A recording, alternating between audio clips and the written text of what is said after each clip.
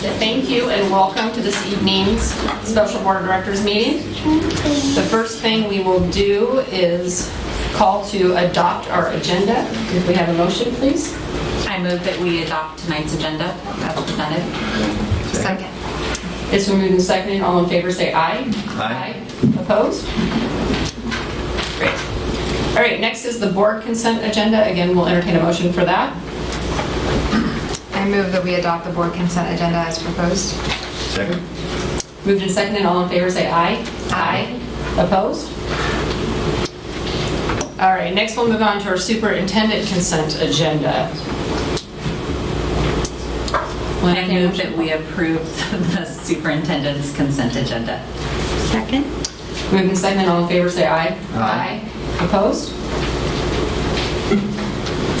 All right, superintendent report. For this, we're going to turn it over to Superintendent Merlino, who will update the board. Yes. First thing I would like to share is that this morning, it's really loud, isn't it? Yeah. Really loud. Quiet down then. This morning, the district, as the board, it wasn't the last meeting, but a couple meetings ago, passed a resolution for us to sell the next round of bonds. And the schedule was such that that occurred this morning at 8:30. Districts kind of have the opportunity to sell bonds through a negotiated sale where you choose an underwriter and then you negotiate what the rates will be with the underwriter, or a competitive bid process where you put your information out and then the day of the sale, theoretically you get the best deal that there is because you've got bidders. And what you hope for is a number of bidders in that process to make sure that you are making that happen. So we, the last several bond sales, have done sales as a competitive bid, which has been, I think, widely praised, certainly from the county. They think it's the best way to do things. So we did that this morning. We learned earlier this week, so the bond sale was approximately $200 million, and it was the largest municipal bond sale in the country this week. So kind of an interesting thing. That was the case. It also, timing-wise, originally we weren't planning on selling this dollar amount, but because of the fact that rates are at historical low levels, what we chose to do is try to issue as many bonds as we could to maximize the interest rates, at the same time making sure that the rate that we're ending up at, because when we sell the bonds, ultimately what we're doing is selling the bonds to be able to move forward on the projects that the 2018 bond passed, but we're also paying back principal and interest on those bonds over time. So we want to make sure that we stay at that $1.77 rate that we had promised the voters when we passed the bond in 2018. Mark Prussing is the district's financial advisor, and he works for ESD 112. I've worked with Mark for 15 years or so, and he at one time was worked as in the state treasurer's office in Alaska. He's been around this quite often. I got an email from Gail this afternoon saying that she saw Mark as he was walking out to the parking lot, and he was giddy. And he was giddy because of how great the sale went today. So comparatively, it's not going to make a lot of sense. But basically, what happens is we have companies bidding on our bonds, and we ended up with 7 bidders on the bond sale. What they do is bid a true interest cost rate over the spread of the bonds. The bond sale is basically making payments over about a 19-year period. The true interest cost is right at about 2.4% over the life of those 19-year bonds. We sold bonds in June of 2018. At that time, we were at about 3.18, which they were great rates as well. So I think just from my perspective, it's great. We've at this point sold about $325 million of the $695 million. We would sell all the bonds at one time. It wasn't for the fact that we're trying to make sure that we keep the rate that we said we were going to keep. And you also have to be able to spend those dollars within a 3-year period. And so one of the things that's been really positive about the bond, what's occurred, in terms of the progress, and I look at Sue because it's all, I mean, Sue's as the leader of the project, she's just done an amazing job. So we've been able to accelerate projects to try to keep costs down, and in doing that, it allowed us to sell more bonds than we expected. Great day for the district, great day for the taxpayers of the district. We expect 2 more bond sales the way it stands right now. The next bond sale will be about a year from now, and we're looking at about $275 million in that, and then we would be left with about right around $90 million for the last sale. So it's been going great. I would then dovetail into a couple meetings that are going to happen this week and one that happened last week around the bond. We had, and I think I mentioned it at the last board meeting, we had 2 committees that were actively involved with the bond. One was kind of helping us determine whether to sell bonds or whether to run a capital levy. And then the second was a group of individuals that were providing feedback on what the actual projects were in the bond. And at the end of the day, they were very influential in adding Mountain View into the final list of projects. We will meet with the broader group Wednesday of those 2 committees. We met last week with David Nierenberg and Tim Schauer, the CEO of McKay Esposito, who were not going to be able to attend this Wednesday. And Sue and myself and Victoria met last week with them, and they were very excited, supportive, happy, pleased. I'm trying to think of all the words, unbelievable. Anybody help? More great words? I'm just kidding. They were really beautiful. They were happy with the fact that at this point all projects are coming in under budget. I see Sue kind of rubbing her temples because let's not get too far ahead of ourselves. But on time or ahead of schedule and at or under budget. So those are really good things. We'll share that message Wednesday night with the broader group. And then Thursday morning, we've been invited to present to the CREDC, and Sue and I will have about 10 minutes to do the same, not obviously the long presentation, but just kind of hit the high points of what we've been able to do. In my mind, the high points are, we passed the bond initially, huge for the district, huge for the community. We've been able to meet the rates we said we were going to meet, and in terms of what it's going to cost the taxpayer, the initial projects, which would include probably the elementary schools for the most part, and now Mountain View High School, are coming in at or below budget.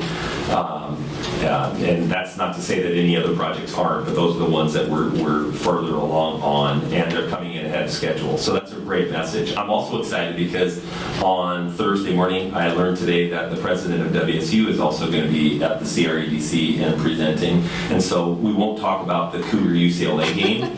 We will talk about the upcoming victory over Utah this weekend. But it'll just be fun for me to get an opportunity to meet him, and I'm excited about that. I'm also excited to talk about the bond and about the great camaraderie that Cougar fans bring to the Northwest. And I know Julie, you've been able to experience that yourself personally. I would also mention really quickly that we yesterday were able to, again, Victoria joined myself and Bill and Jay, along with Danny at Evergreen High School and Todd Karnofsky, and I can't remember the name of the special ed coordinator, but we had a good group of people to meet with Governor Inslee's education policy staff member, as well as OFM's financial, the person that's helping write the budget. And there are 2 things that they were interested in talking about was our experience with special ed inclusion, very impressed with the program that we have within the district that Jay leads, and also with some of the specific things that were occurring at Evergreen High School. Able to talk to them also about the Family Resource Center that they have created at Evergreen High School, and then we walked around to the community health clinic that we're building, still under the construction. That's one program that's not ahead. I mean, it's on budget, but it's not ahead of schedule. I don't mean to point that out, Sue, but I will point that out. So we were able to share a lot of really good information with them yesterday. That was a good meeting, and talk about our legislative priorities around funding as well. And the last thing I would mention, last Friday, I was fortunate to go up to Evergreen High School, where our SRO, Officer Landis, was awarded the... You got a shout out? Did you hear a shout Yes, I love it. Oh. He came and did security for bingo one All right. year. You got a It's shout super out cool. for Officer Landis. He was named the SRO of the year in the state of Washington, so that was fantastic. And he was also introducing the new SRO at Evergreen High School, Tyler Knotts, who is a graduate of Union High School, and I actually coached him in basketball and football when he was a kid, so he's going to be another great addition to the district. So a lot of good things going on. I think that's almost 22 minutes, Bill.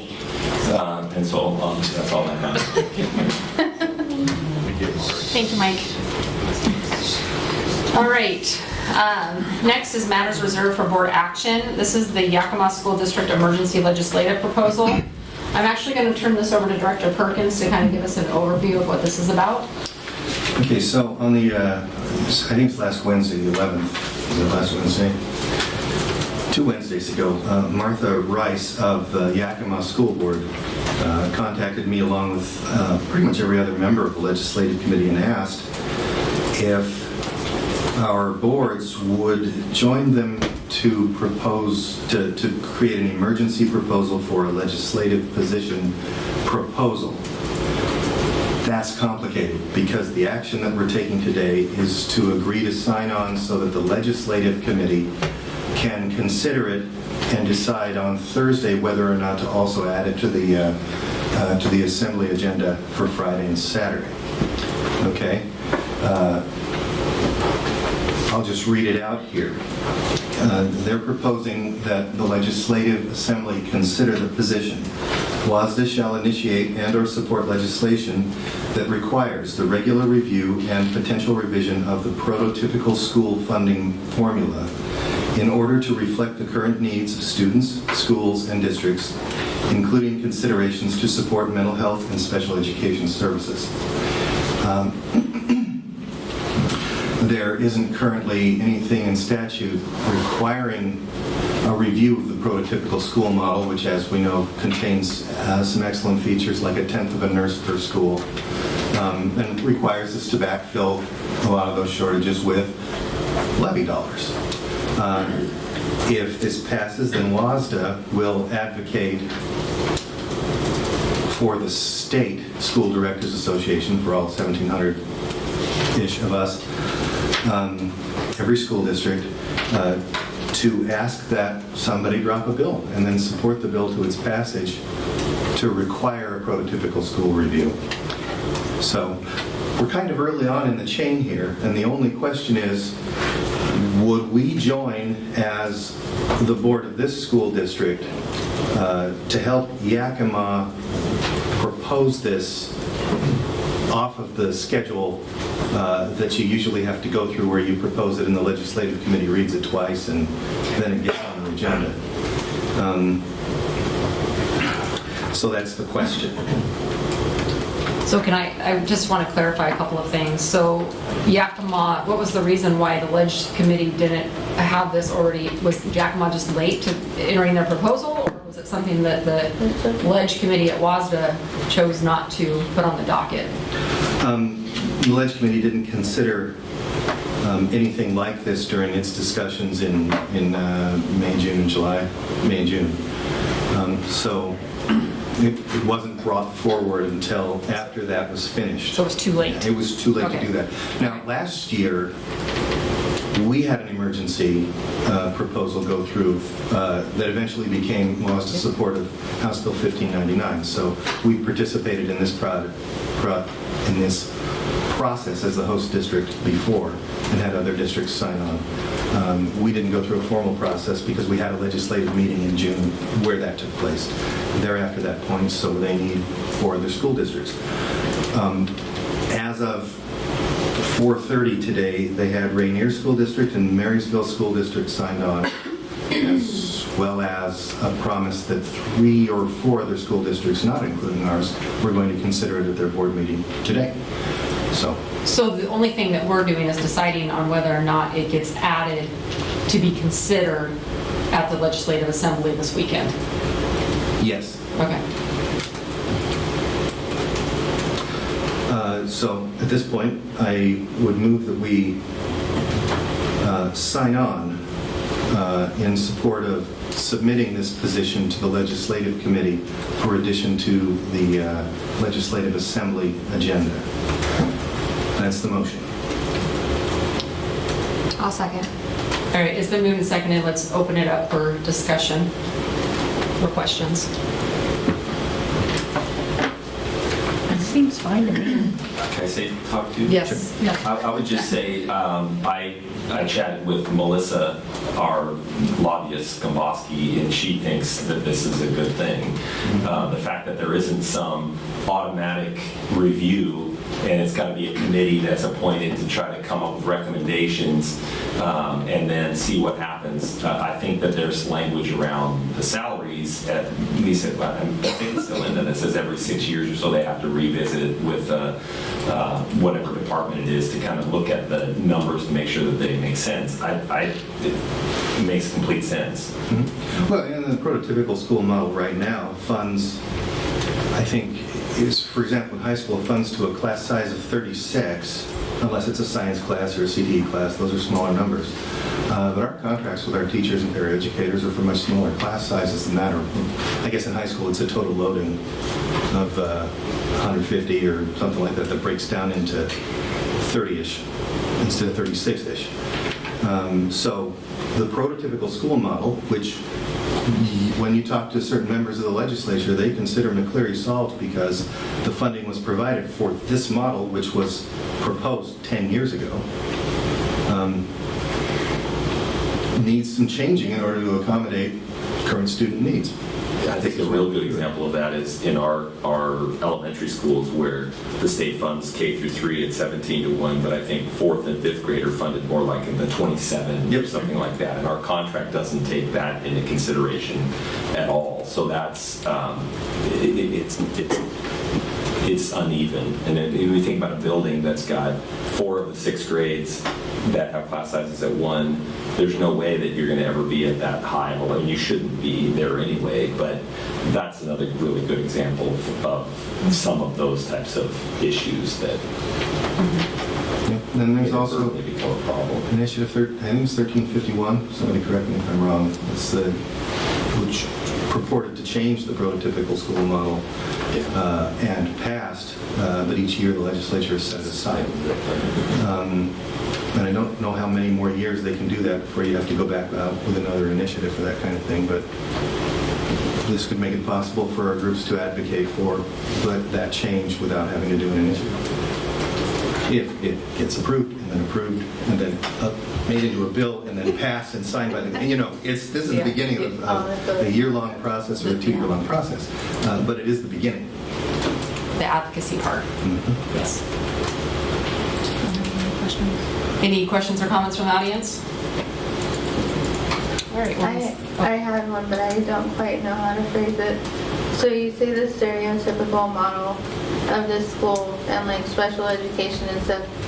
Is this something that, like when they review it, that money could also be taken away from that, or it wouldn't if it was the same? It depends on, I don't know, it's a little early to Because that's the only It's a thing. little early to predict what a regular review or revision of those prototypical school model would be, but Yeah, like where they would take money away from or put money, yeah. I mean, they would have the ability to make any change, but the advocacy wouldn't be for, they've done it before without changing the prototypical school model. When we've had recessions, they just give you a certain percentage of the dollar amounts. I mean, this would be, it wouldn't be based upon, the way they would write it, I'm sure, would be, it's not based upon how much money is available, it's based upon what the practice actually is. And the practice isn't going into this direction of less, it's Okay. more. Yeah. So it's to benefit. Yeah. Got it. And prototypical model is basic education only, or is there a special education piece? Well, special ed spins off of it. So the prototypical school model generates basic ed money, and then special ed is a multiplier of. Right. So it's a component of that, and theoretically, so is ELL and LAP and highly capable. They all kind of spin off that. And plus, there will be other things that will be brought forward at the Legislative Assembly that will probably centered around special education funding, which will be separate from this. That Rob and I will have the chance to advocate for this over the next weekend. Think about that. That's actually for the workshop later on, Yeah, but exactly. Which we can I've talk got the about whole later. list to discuss that.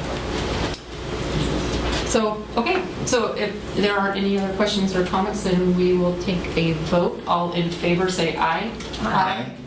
Opposed? Okay, we'll sign on. Yakima.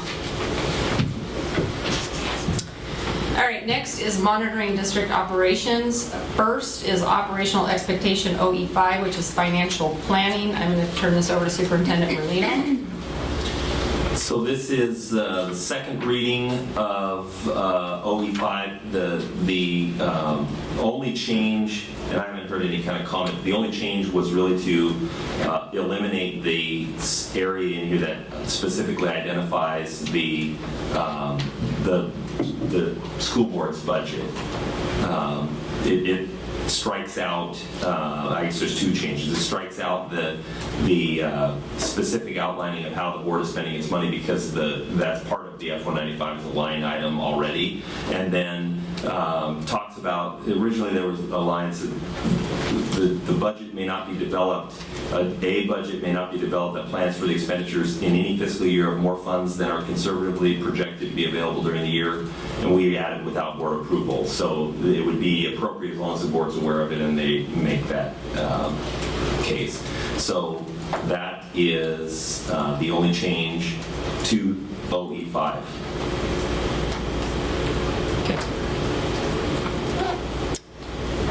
And at this time, I recommend the board accepts the proposed revisions for OE5, financial planning as presented for approval.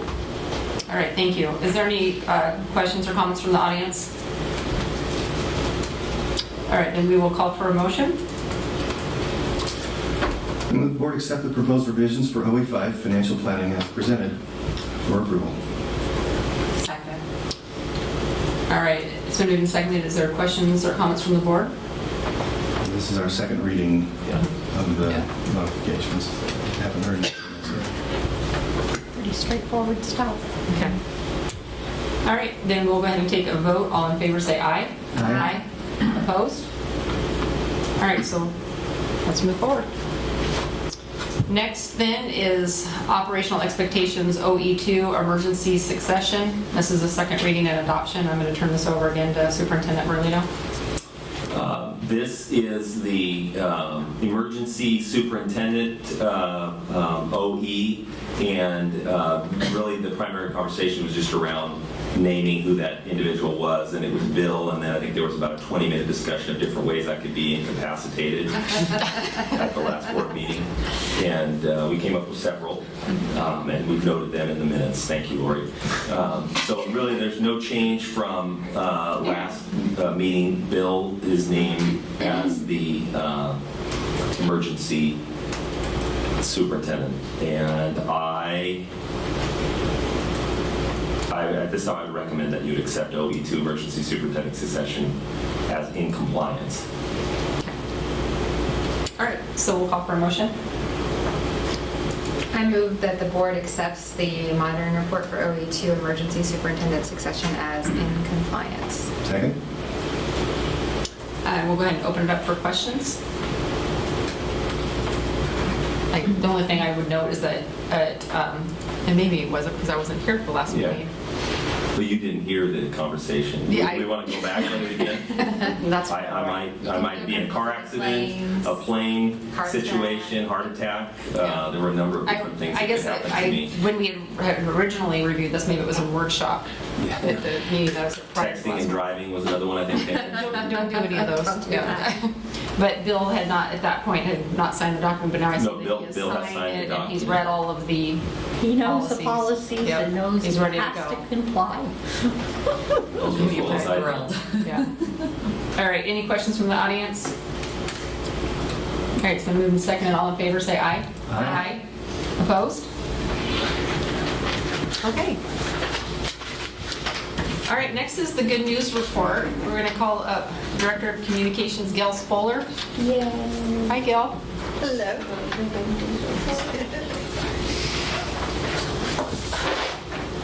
Good evening. This is the good news report for the start of school.